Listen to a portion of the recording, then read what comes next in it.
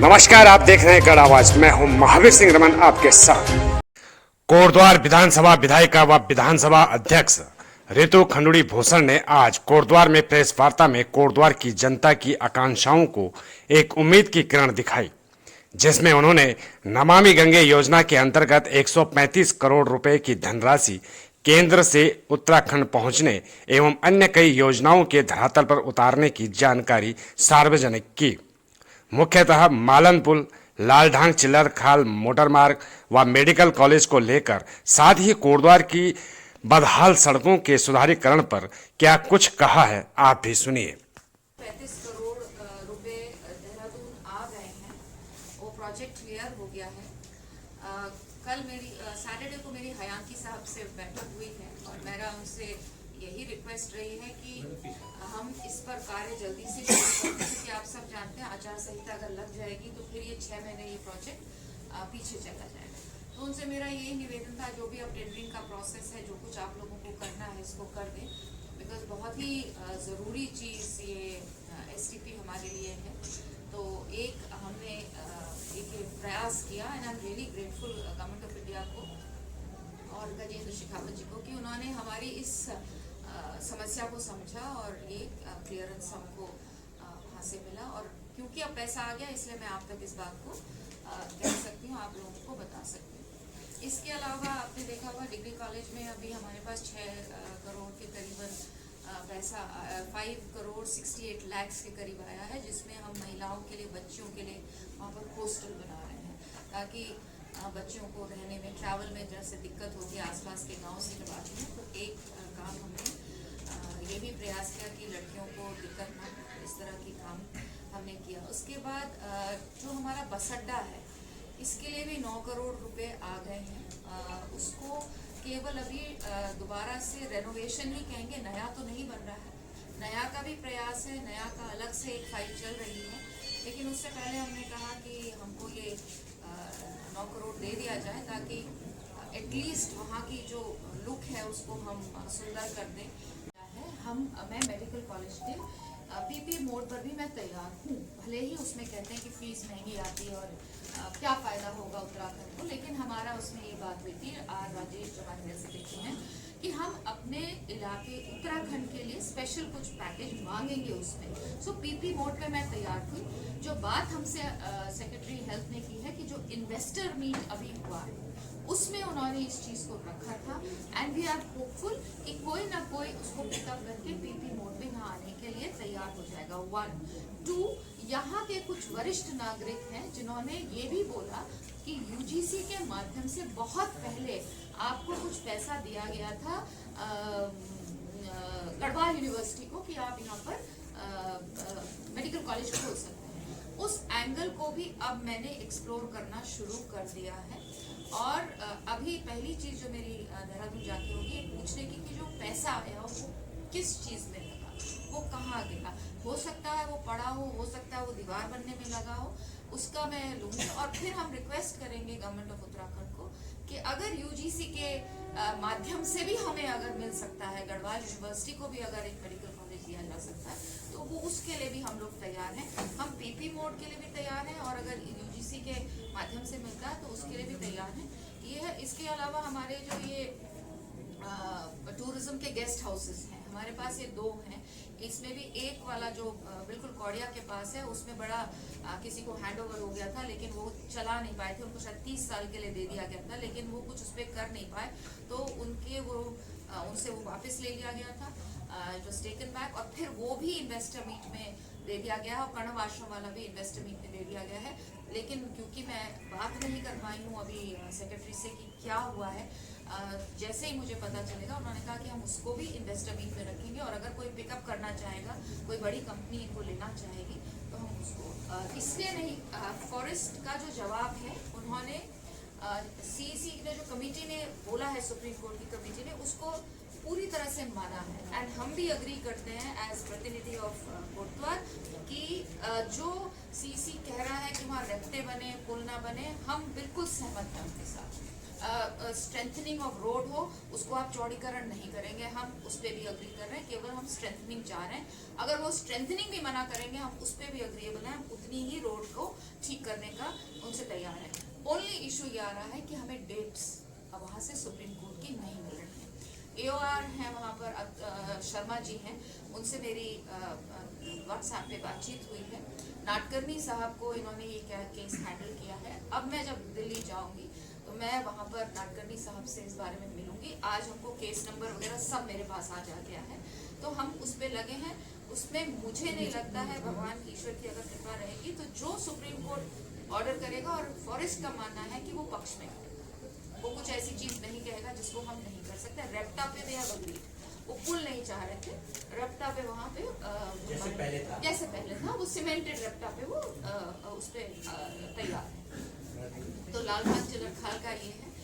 बिजली में भी हम लोगों ने प्रयास करा है। बहुत सारे इश्यूज हैं, किसी के घर के ऊपर से हाई टेंशन वायर जा रही है, किसी के बगल में ट्रांसफार्मर्स लगे हैं। छोटी सी चीजें हैं, लेकिन अपनी विधायक निधि से और शासन से हमें पैसा मिल रहा है, फिर अभी मिल रहा है। और आप देख रहे हैं गढ़ आवाज। बिजली जो है उस पर भी हम लोग वर्क कर रहे हैं। आपने देखा होगा पिछले 1-1.5 साल में 2 नलकूप हमने कोटद्वार में शुरू कर दिए हैं। उनकी मेहनत से कुछ शायद थोड़ी बहुत मेरी भी रही होगी उसमें। तो हम लोगों ने मिल के जो रेल का जो प्रयास था वो भी सफल हुआ है और लोगों को उससे बहुत सुविधा मिली है। पार्क्स पे मैं काम कर रही हूँ। कणव आश्रम पर भी आपको बताना चाहूँगी, हमें कुछ पैसा मिला है और अच्छा पैसा मिला है। और मूर्ति अब हम जगह भी हमको मिल गई है, कहाँ पे लगेगी, कैसे लगेगी, वो भी आप लोगों को पता चल जाएगा। तो कणव आश्रम को भी थोड़ा सा अपलिफ्ट करने का प्रयास हो रहा है। टफ है, नॉट दैट मैं नहीं कह सकती हूँ कि फॉरेस्ट की वजह से अड़ंगा है, वो तो है ही, लेकिन उनके भी हाथ बंधे हुए हैं। जिस तरह का माहौल कोटद्वार के इर्द गिर्द के में हुआ है, उस कारण से बहुत ज़्यादा अफसर किसी चीज़ को करने में डर रहे हैं। वो नेचुरल भी है, उसमें कोई हम फोर्स भी नहीं कर सकते। लेकिन उसके बावजूद हम लोग प्रयास कर रहे हैं कि फॉरेस्ट को साथ लेकर, उनके साथ चलकर इको फ्रेंडली चीज़ों को यूज़ करते हुए किस तरह से हम थोड़ा बहुत पुश एंड पुल करके किस तरह से हम लोग थोड़ा बहुत काम कर रहे हैं। हमारी जो फॉरेस्ट डिपार्टमेंट उत्तराखंड सरकार का है, वो भी पूरा प्रयास कर रहा है।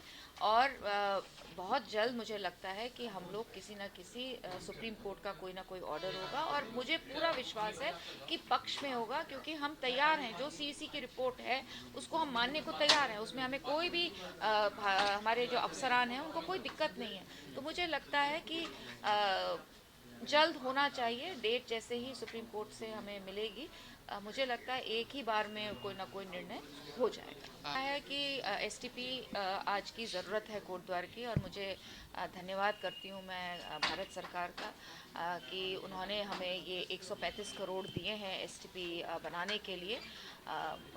हम लोग भी गए और बहुत खुशी की बात है कि जो पैसा हमें मिलना था वो शासन तक पहुंच गया है, और मुझे विश्वास है कि जल्द ही उसकी टेंडरिंग होगी और उस पर काम शुरू होगा। महिलाओं के लिए हमने जो हमारा डॉक्टर पीताम्बर दत्त बर्थवाल जो हिमालयन कॉलेज है, डिग्री कॉलेज है, उसमें हमने एक हॉस्टल का प्रयास किया था, और वहाँ पर हमें 5 करोड़ 68 लाख रुपए मिले हैं। और उसका भी एक अच्छी चीज़ है यंगस्टर्स के लिए, यंग गर्ल्स के लिए, अराउंड जो कोटद्वार के गांव से आते हैं, अगल बगल से आते हैं, उनके लिए रहने के लिए एक अच्छी जगह हो जाएगी।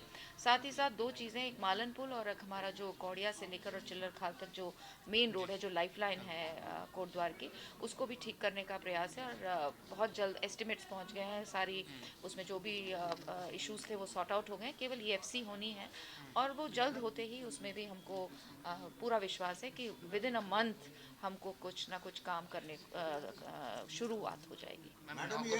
रोड बस अड्डे के लिए भी हमारे पास आया है, और मुझे जल्द विश्वास है कि मंडी परिषद में आया है और फटाफट उस पर भी काम होगी। और थोड़ा सा जो उसका लुक है, जो कंफर्ट है वहाँ पर, चाहे वो कर्मचारी लोग हों, चाहे वो हमारे यात्री हों, सभी के लिए वहाँ थोड़ा सा आसान हो जाएगा।